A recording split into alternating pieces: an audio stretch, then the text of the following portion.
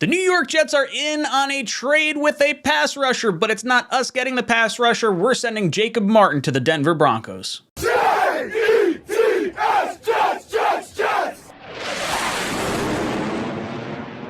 Welcome to Jets Talk. My name's Ryan. I'll be your pilot. If you're new here, hit that subscribe button. If you've been here before, welcome back. I love having you here. Boys and girls, the New York Jets are trading Jacob Martin to the Denver Broncos per Ian Rappaport. The Broncos are trading for Jets pass rusher Jacob Martin. Sources said one of several players expected to fill the void left by Bradley Chubb, who was just traded to the Dolphins. Denver is giving up a 4th-round pick in 2024 in exchange for Jacob Martin and a 2024 4th-round pick.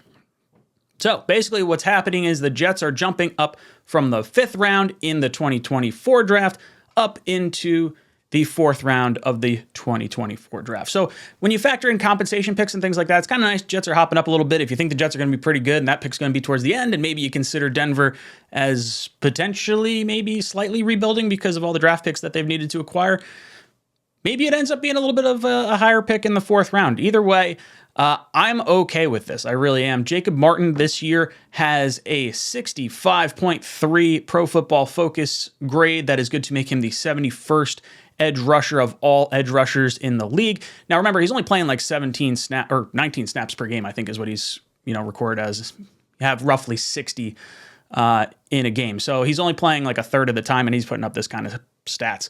15 pressures for the Jets, 2 sacks. Really had himself a relatively nice little stint here with us. He was only here for this one season. Now, contract-wise, the Broncos are taking on 3 years. It's going to be $800,000 this year, $5 million next year, and $3.5 next year. So it's not like they have to re-sign this guy for a little bit of time. The Jets dead cap, it's going to be $1.8 million against the cap this year for the Jets and $2.3 million against the cap next year for the Jets.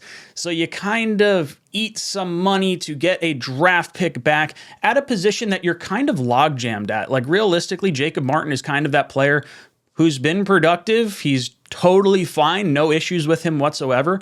But you have Bryce Huff, who has been insanely productive on a per snap basis, like not getting enough reps. And now this frees him up to get more of that. And Jermaine Johnson's coming back. So you kind of have him getting healthy and getting some playing time. Vinny Curry's obviously back in the fold. So Martin is kind of the odd man out here. Obviously, you're not displacing Carl Lawson or anyone else really on that defensive line. So getting an increase in draft pick for Jacob Martin, really not the worst thing to do here. Now, hopefully we see a little bit more action or something else happens here before the deadline. As I'm recording this, there's like 13 minutes left. So I guess if I haven't heard it by now, it's probably done. But guys, let me know what you think of Jacob Martin going to the Broncos, getting, essentially half a round swap or a 1-round swap from 5th round pick to 4th round pick going in 2024. Not even this upcoming draft. Let me know in the comment section down below. And as always, go Jets.